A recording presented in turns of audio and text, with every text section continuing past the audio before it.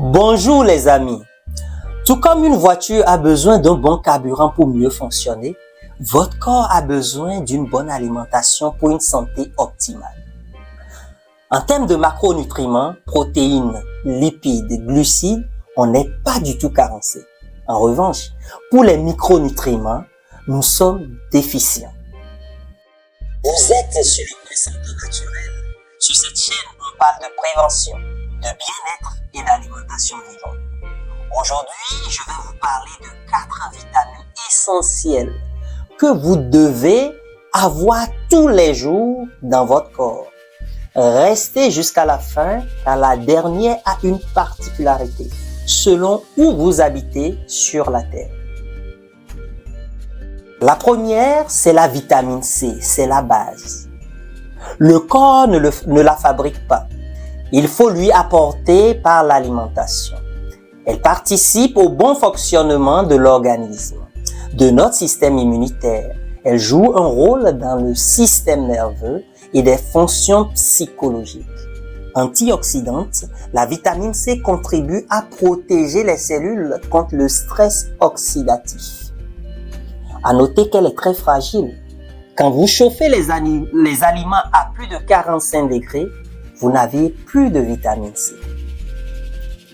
Quels sont les signes de manque de vitamine C? Fatigue, manque d'énergie, irritabilité, anémie, problèmes aux gencives et aux dents, un dessèchement des cheveux, de la peau. La dose journalière pour un adulte est de 1 gramme. On peut avoir la vitamine C dans les fruits et légumes en général. La deuxième, c'est le magnésium. J'ai fait une vidéo complète dessus. Je vous mets le lien dans la description.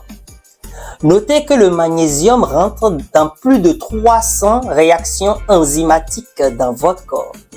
Donc, si vous en manquez ne serait-ce qu'une journée, vous vous privez d'au moins 300 réactions enzymatiques nécessaires.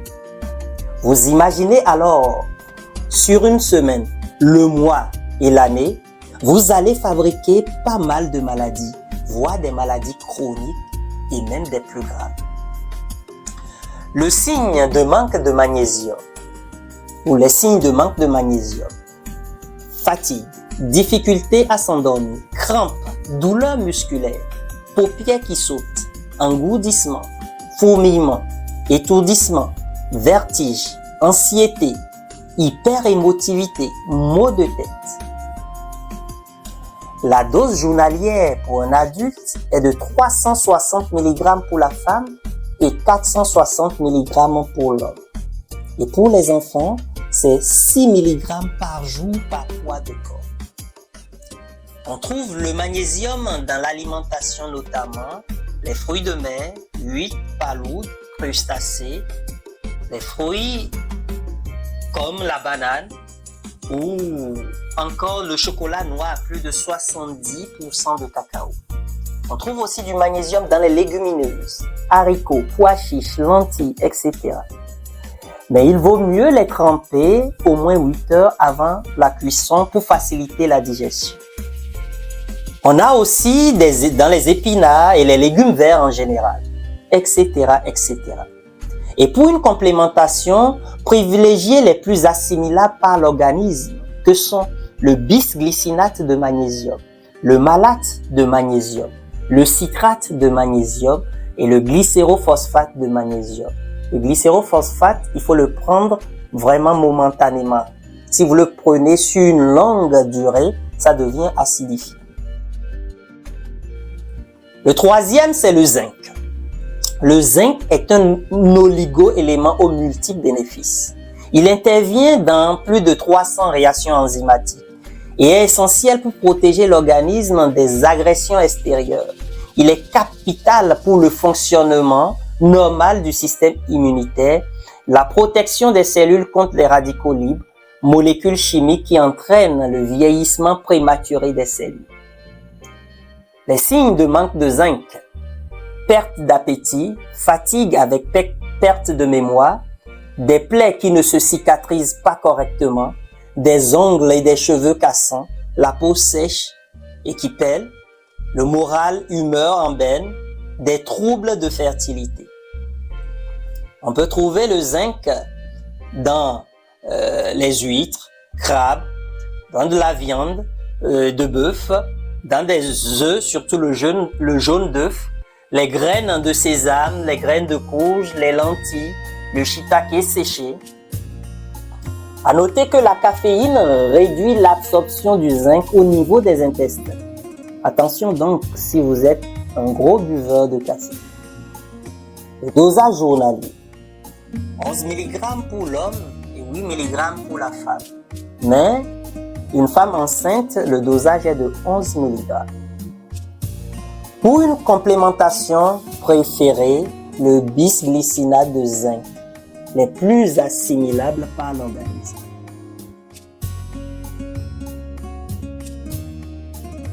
La quatrième est la vitamine D.